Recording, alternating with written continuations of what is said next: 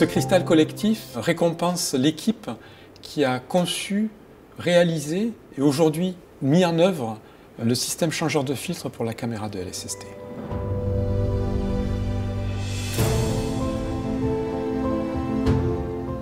Le projet LSST, c'est un projet initié aux États-Unis. Son objectif, c'est de voir l'ensemble de l'univers, du moins depuis l'hémisphère sud et du moins depuis le sol, et ça pendant 10 ans.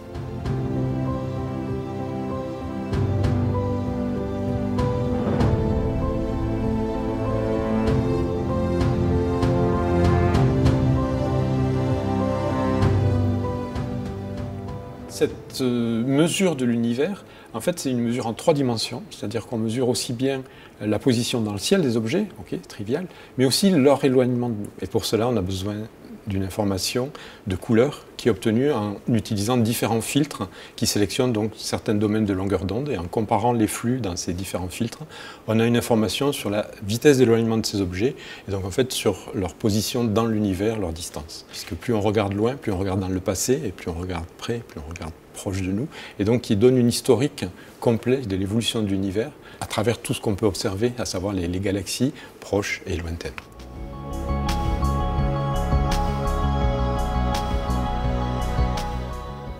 C'est la France qui est responsable de ce changeur de filtre à travers une collaboration entre des laboratoires de l'IN de P3 et qui donc fournissent cet instrument à la caméra et donc à l'observatoire.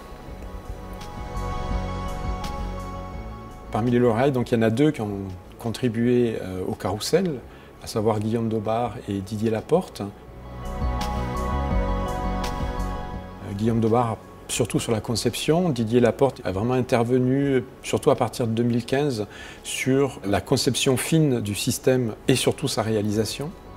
Le carrousel présente le bon filtre, l'autochangeur vient les prendre et les met dans le plan focal, toujours avec une précision de l'ordre de centaines de microns qui est très important pour la reproductibilité des images. Et donc là, il y a une équipe de mécanique qui a travaillé au niveau de Marseille, au niveau du CPPM, pour mettre en place et définir ce système.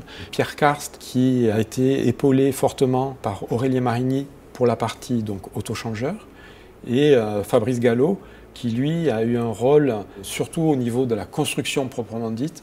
Il faut voir que ces systèmes complexes, c'est bien joli de les dessiner, mais encore il faut-il les monter, les construire, les réaliser.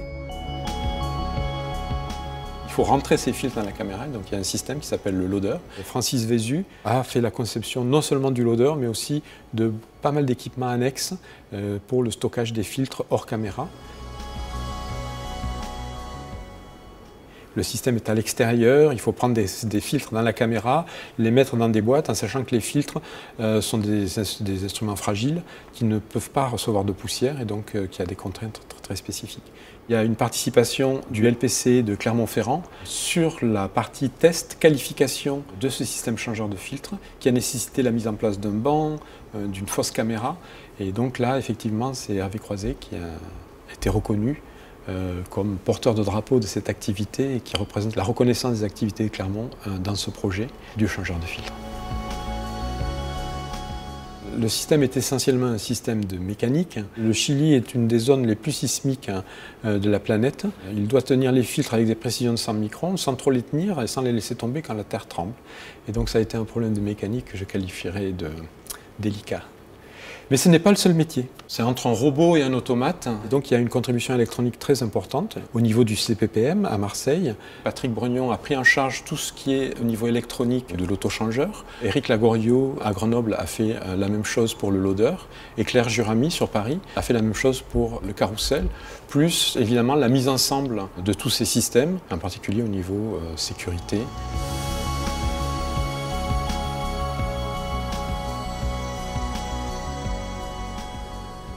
Tout système de ce type-là a besoin d'un cerveau opérationnel, à savoir de lignes de code, de commandes et d'échanges. Et donc ça, c'est ce qu'on appelle le slow control, qui était à la charge donc, de l'APC sur Paris. Et en particulier, Françoise Virieux a été la responsable de cette partie-là pour tous les sous-systèmes du système changeur de filtre. Et enfin, les achats sont un problème très délicat. Et parmi les lauréats, il y en a une qui a eu une contribution remarquée, qui est une personne très efficace dans ce domaine-là pour survivre à des vendeurs pas toujours forcément très aimables.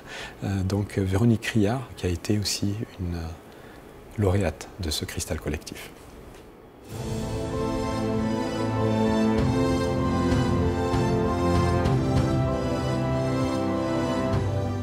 Il y a bien 50 personnes qui sont reconnues à travers C12. Et plusieurs métiers, beaucoup de contributions différentes. Un projet comme LSST, c'est un projet de longue haleine. La première fois où j'ai entendu parler de LSST, c'était en 99, ça ne portait pas ce nom-là à l'époque. Le début de l'interaction des Français avec le projet, c'est 2006. Il va fonctionner au-delà de 2030, donc c'est un projet sur une trentaine d'années. C'est très difficile de faire des projets aussi longs. Une construction qui s'étale entre le moment de la conception et le moment de la mise en service sur pratiquement 20 ans, c'est très demandeur sur des équipes techniques, sur des ingénieurs, sur des systèmes techniques. Et l'exploitation, la maintenance, qui va durer 10 années, demande effectivement aussi qu'on maintienne l'expertise pour faire la maintenance de ce système. Il y a plus de 10 ans de travail sur ce projet aujourd'hui, pour certains. Je pense que c'est un merci qu'ils méritent.